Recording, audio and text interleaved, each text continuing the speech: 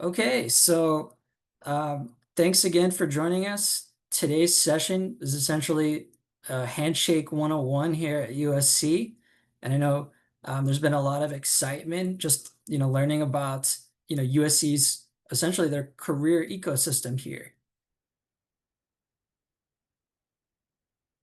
So, as I mentioned, Handshake is our central career platform. So, I'm from the central career office, and we're located in Student Union Building 110.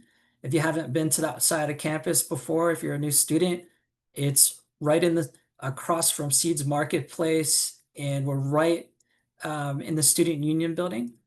So there are other career centers on campus, and we're going to touch upon that as well. And most of the career centers have some sort of handshake presence. There's a few. So if you are a Marshall master's student or a law student in a master's or doctoral program, you might have an additional platform that you might want to become familiar with. So um, but again, Handshake pretty easy to access. Um, if you want, we have some guidance right on our website, which is pretty easy to remember, just careers.usc.edu.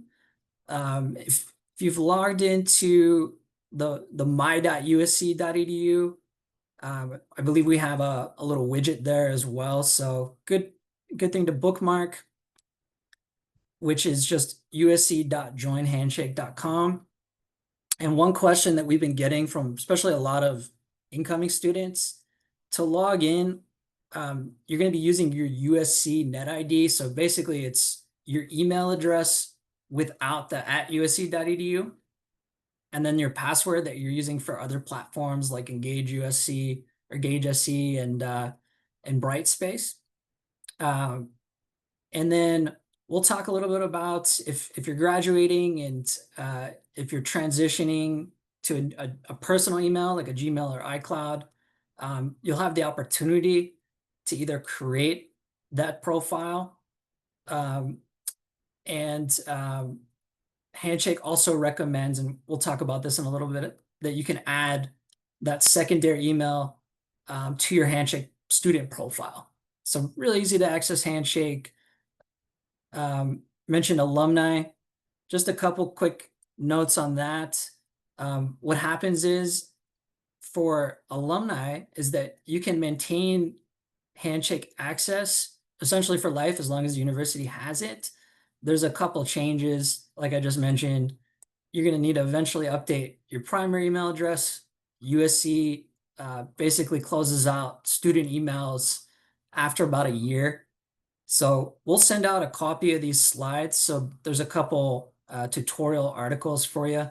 But for alumni, don't worry, you'll still have access to Handshake. We just recommend that before you graduate, you take a couple of steps to ensure that you're just not locked out of Handshake.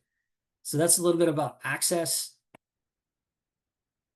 And then I don't think we have any recent grads joining us in the audience today, but just a couple of notes for the recording.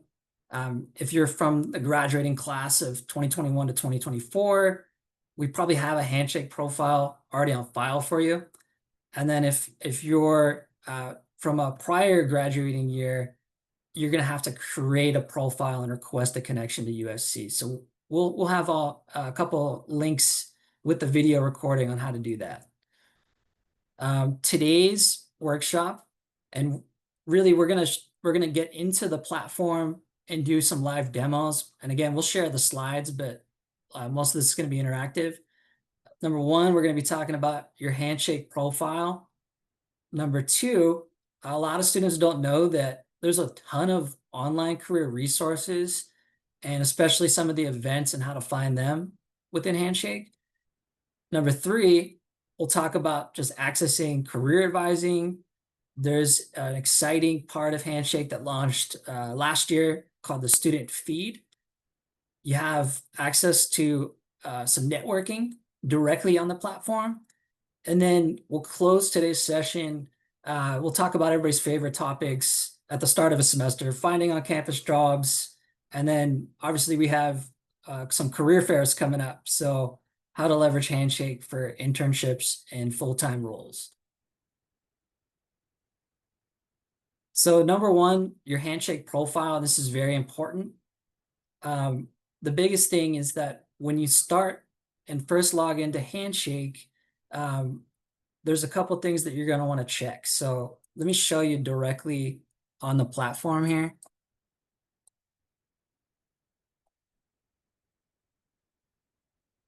So when you first log in, and if you log in through the app, it's going to look a little bit different.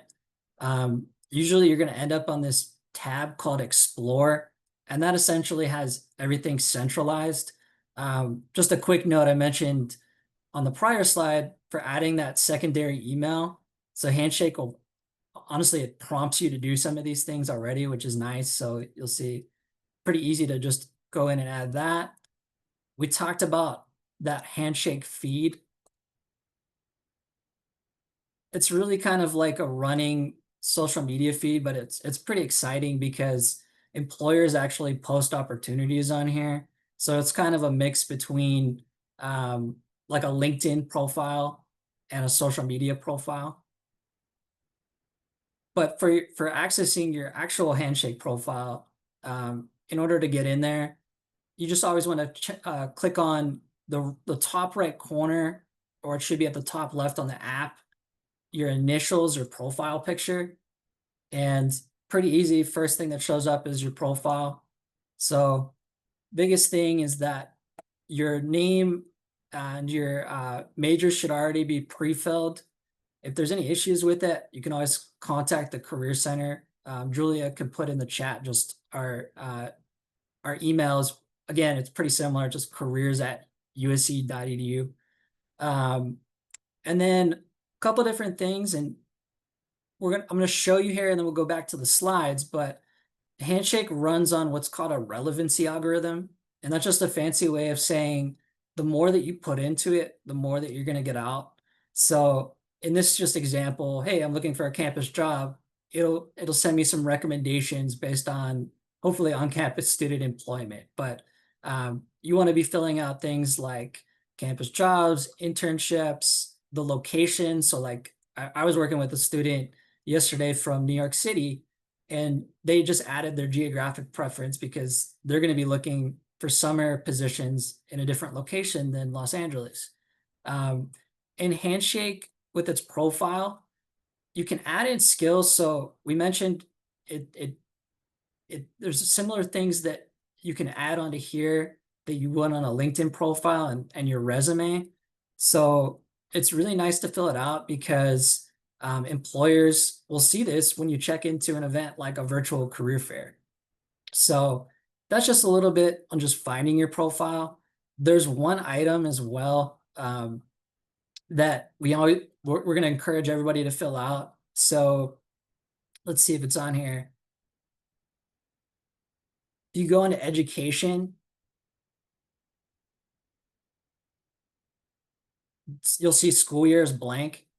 So the biggest thing is if you're a first year student, you just want to go in, do what I just did, go to and fill out your class standing. Same thing applies if you're an incoming transfer student, you might need to update this. And then if you're a returning student, you always want to go into your profile and make sure that it's up to date. You'll see you can even, once you graduate, you can update it to alumni status as well. So that's just a little bit about the profile. We'll flip back to the slide deck here. And my apologies.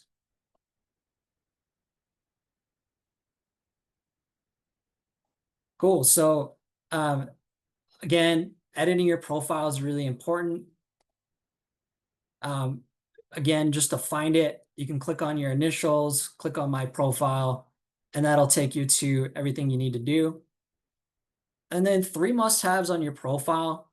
We mentioned, you can specify what you're looking for in particular. Maybe it's your first year and you just want an on-campus job, part-time job. Again, you can add cities, job roles, you can follow employers. There's a lot you can do. Another thing about your profile, and this is particularly important, um, when you first sign in on the app, it prompts you this, but there's some visibility settings. And essentially, this means that if you're working on your profile, some users want to have it set to private while you're still crafting everything before you want everybody to see it. That's okay, but we honestly recommend one of the following two settings. So one is called community, and all that means is that you would have access, or your profile would be searchable by other people that want to network, and particularly it could be like classmates, um, or even just offices that are trying to promote events. And then employers, if you just wanted to be visible for, basically you can get direct messages if employers are sending out potentially some internship opportunities. It's important to have these set. We'll show on an upcoming slide before you go to a recruitment event, because you want to make sure they're able to access your profile. And if you have a resume on your profile, we'll talk about that as well. There's a new feature. I'm not going to cover it directly in today's session, but you can actually create a public profile link. So the idea behind that is, at some point you might even add it to a resume, and it just presents, another form of identifying your skills and interests, or if an employer is on Handshake and wants to connect with you, that's a really easy way to create like a searchable profile link. So a little bit about the visibility settings, and it does a pretty good job of explaining it to you. But again, we recommend community or employers to get the most out of the platform. So another thing too is, hey, I'm starting at USC, or I'm getting ready for the career fair. Maybe it's like year 3 or 4. Uploading your resume, pretty easy to do. So there's going to be a My Documents section underneath your profile. Here's another thing about visibility. When you first upload your document, there's going to be an unchecked box that says public. Um, it's very important to have this checked. Let's say if you're we're hosting a virtual career fair on September 24th. And if you don't have your resume set as public, an employer might not be able to take a look at it. We have another event coming up called an employer resume review, and that's coming up next week. And if you're planning on attending that, this is the one thing that you definitely need to do before logging on to that event. So again, just be aware of the visibility settings for your profile, and then for any like resumes, cover letters, documents that you might need for a job or internship application. So for navigating online career resources and events, I'm going to show you a couple things, but the one thing that I see often in appointments that like students have no idea is here is the career resource library. There's a lot that you can do. So I'm going to show you this live again. When you log into Handshake, you can go to this Career Center tab.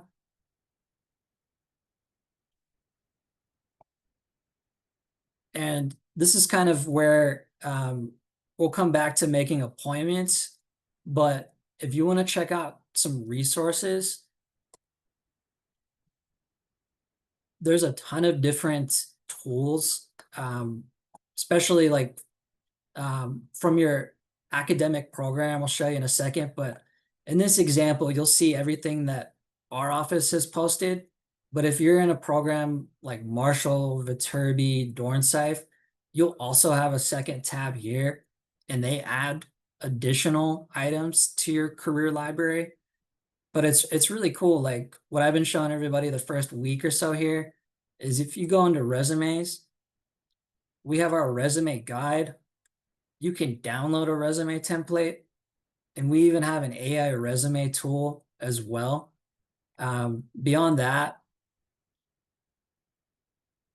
if you wanted to explore what you can do with your major, there's videos. We even have some examples of some of these online tools, so it'll be pretty easy for you once you get started. But the big thing is, again, if you go to the Career Center, two really important tabs: appointments for scheduling an appointment and resources. If I want to schedule an appointment, I can just go in. The one thing you'll see potentially on your profile is that your academic program might be listed first, and then our office is usually listed in the secondary position. But uh, advising appointments, typically most offices offer 30-minute pre-scheduled advising appointments. Some of them, it's also important to read the information on here because um, some offices will have these sessions called drop-ins, which you don't need to make an appointment. But biggest thing is you'll see if there's ever a topic that you want to talk about, I can go into job search and then I can find the availability of an advisor so you can have a career conversation with. So again, the career resource library, really easy to find under the resources tab. There's a ton of tools on there that are really, really useful. I haven't even gotten into some of the networking tools, but definitely check those out, or we'll have some additional sessions this year. Biggest thing, again, you might have specific information from your academic program also on that in that section of Handshake. So next thing we're going to cover is we'll talk a little bit about events. And again, it's pretty intuitive. There's an events tab. You'll be able to find anything from like career fairs, which are larger scale events, or workshops, smaller scale like you're attending today. And there's definitely some opportunities to network or learn a little bit about different careers with events. One of the things that we just recommend is that if you RSVP for an event and you can no longer attend, it's a great idea just to go back in and just update that information.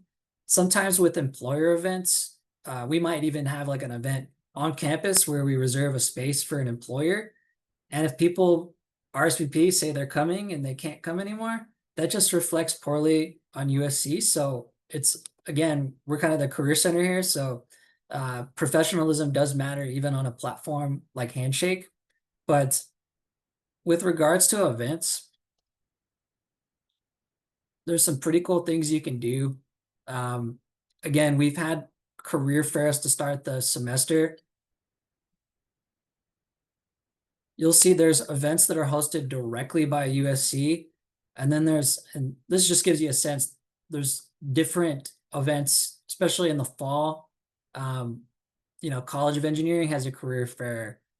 College of Arts and Humanities, Dornsife has a career event. We have a law school fair. So there's a lot of different pieces of information on here.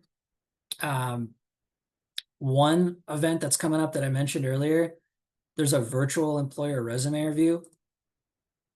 So in some events, you might have to register and then sign up for a time slot.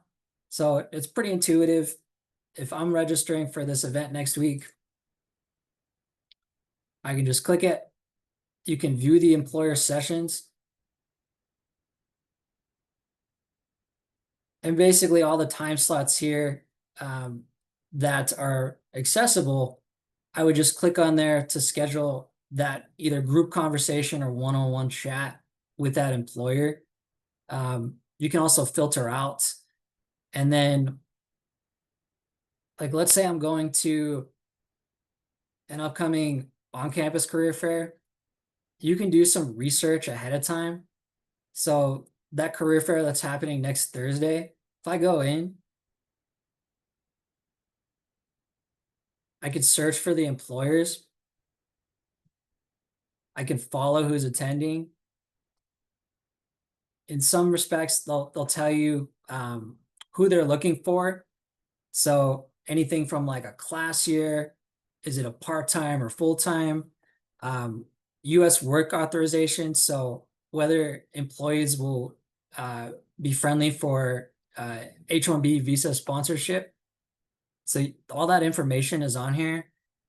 If let's say, hey, if I'm a freshman or senior and I'm trying to access this Accenture, let's say if it's an event, in some cases you might get just a disclaimer pop-up message. So in, for some of these events, they set some of these criteria. So if you ever have a message like that, you might have to go back into that employer page or the job posting and just make sure that you're just paying attention to some of that information. So anyways, we talked about attending events. For virtual career fairs, another thing I forgot to mention, it's always a good idea to test that information, or excuse me, that your video and audio feed beforehand. And then as a reminder, if your profile is set to private, you'll actually get a pop-up message on there to update your visibility settings in order to schedule a chat with that employer. So, and it looks something like that. So we're going to take a brief pause. If there's any questions in the chat or the Q&A, let's check real quick. It looks like we're doing pretty good. If anybody's interested in asking questions, let us know, or we'll save some time at the end here. But let's get back on with the presentation. So we talked a little bit about profile. We talked about the resource library. And now how do you get connected with some folks? And we showed you a little bit already about advising appointments, but again, as a recap, if you're watching the recording, scheduling appointments, pretty easy.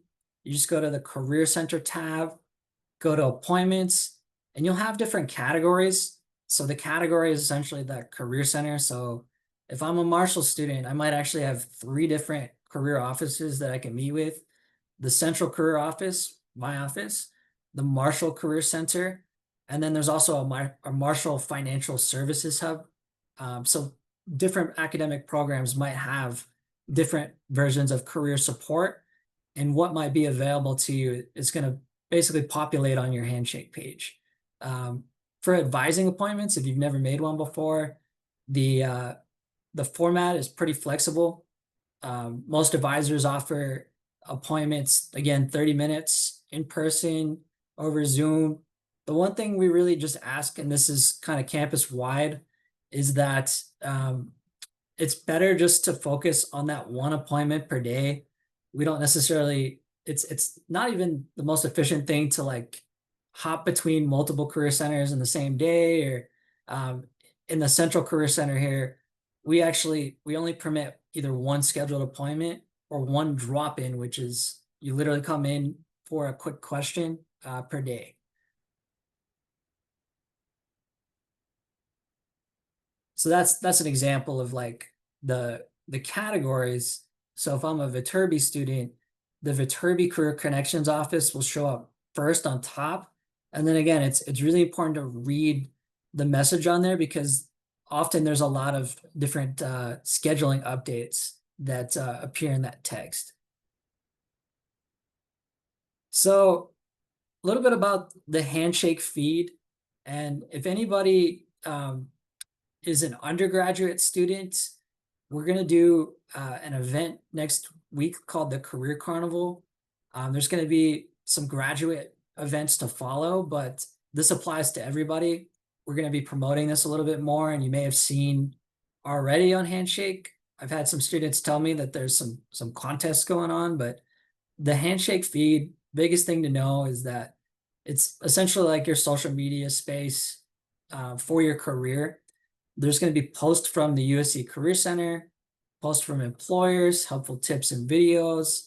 And then it's a really cool way just to engage within this community, where I've seen a lot of students who may have just gotten their internship or job offer. just share the good news on the feed. So um, again, if you log into Handshake and click on feed, I think when you log in on the app, it might automatically go there, but it's a cool thing to check out. So another thing, and again, like this engagement, it's all part of networking, which can happen pretty much at any place at any time. There's another section of Handshake where if you click on this people tab, you can actually connect. And as a reminder, remember you have to have your profile set to community in order to engage with other folks at USC. But you'll see you can search um, for, let's say I want to do like an informational interview or connect with people around the country. I'd be able to do that directly on Handshake and the People tab. It's another version of how you might connect with folks outside of like LinkedIn and events.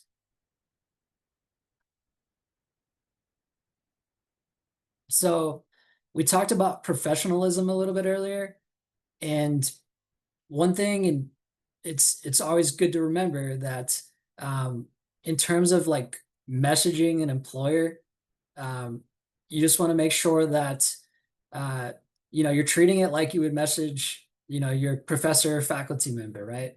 The stakes could be a little bit higher.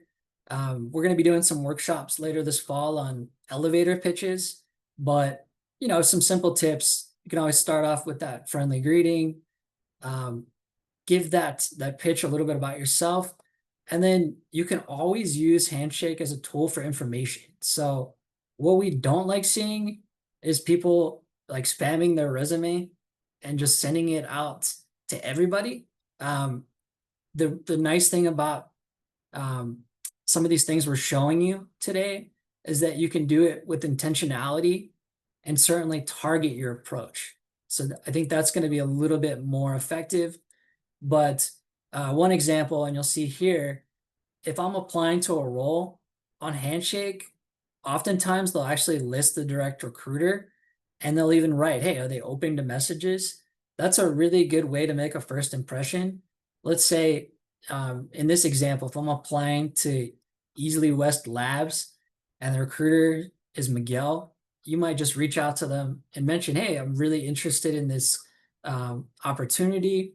I just wanted to let you know that I plan on applying. And if you have any questions about the position, you can either ask ahead of time, or you can certainly follow up uh, in a reasonable amount of time after you've applied, just to maintain that network.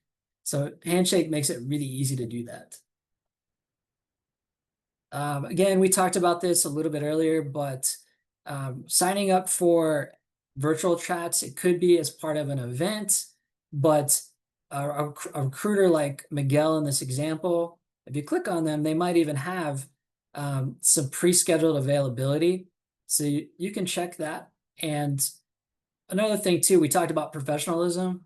So rather than coming in your USC football jersey to a virtual chat, that might be where at minimum you're looking at like business casual. That might be a slightly more professional, um, shirt, and definitely your background and usernames as well. So number 4, a little bit about on-campus jobs, and we're going to go back to the platform here. So again, pretty intuitive. You can go directly into jobs.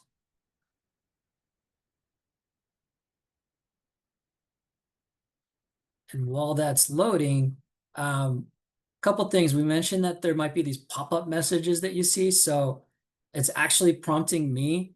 I haven't filled out my profile enough. So if I want to see more relevant positions, it might be a good idea to update my career interest. A couple other things I can do. We talked about filtering. So just like any other job board, you can set the parameters. So number of different things here. Big question we get this time of year for on-campus jobs, there might be something called work study. So if you have a work study award from the financial aid office. This is really probably the best way to find those types of opportunities. You can even specify, hey, I'm looking for remote opportunities. And then one thing I'm going to show you, and this is where Handshake gets really cool. There's these things called collections. And I talked earlier about different career offices posting different things on the platform. So if I'm going into the jobs tab, and the other place I can find this, that same career center tab, here's actually a list of, there's a lot of career centers on campus, but if I scroll to the bottom, there's this thing called collections for jobs and internships. I'm just going to go back to the jobs tab and I'll show you how to get there again to find that list. You'll see it's right next to the search box. And there's some really cool lists. So like we just had a lot of juniors and seniors just take the law school admissions test.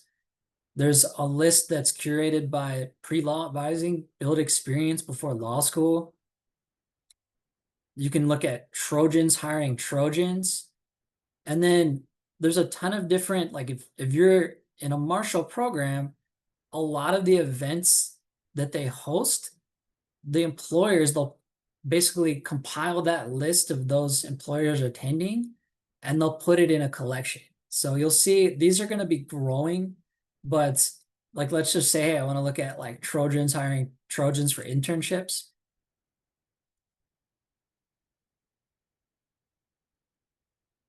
You'll see this might be one way that you can potentially find some jobs and internships where there might be a little bit less competition, or you might be able to find that mutual connection through USC.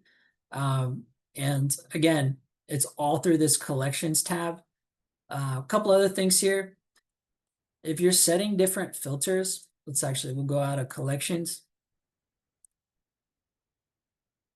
I'm just gonna go refresh the job tab. So let's just say I had a lot of questions about maybe I want to be like a financial analyst.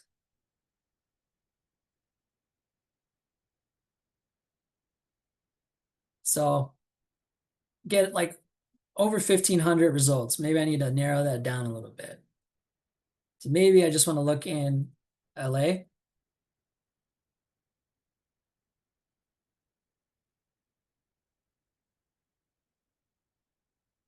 And we'll put it a little bit closer to campus.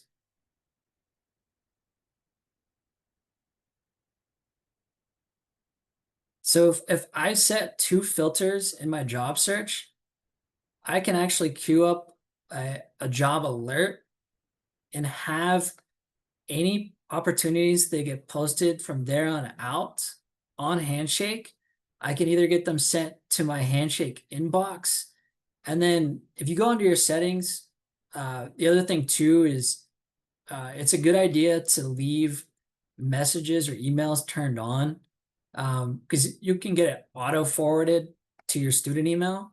But if I just wanted to search again for a financial analyst in LA, maybe it's an internship, and then I just click this box, that set the alert.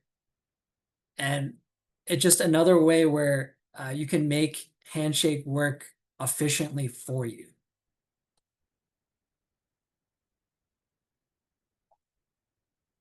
So we talked about collections, a couple examples of it.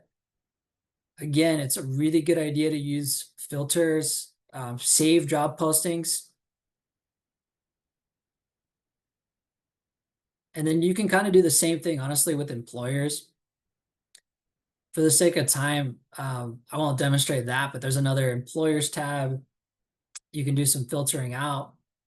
And that's a good way if you're trying to see more of like a targeted job search.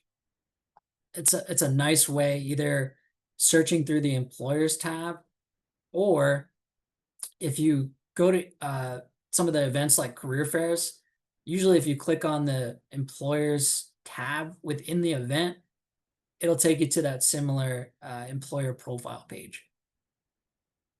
So the other thing we talked about a couple workshops because we've talked about some of the concepts today, like professionalism, networking, job and internship search.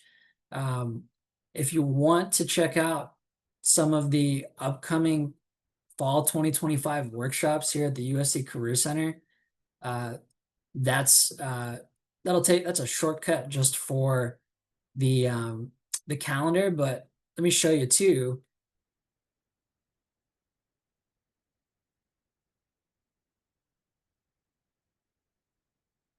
If you just want to filter out on events, you can just go to Career Center Guidance Events, and that's probably your best bet just to see events that are hosted directly by USC, or we might even have like here's an example. Um, we have a recruiter that's specifically looking for USC students. Um, So you'll see different types of opportunities, anything from like overviews of industries. We might have some alumni panels. I'm looking for a good example.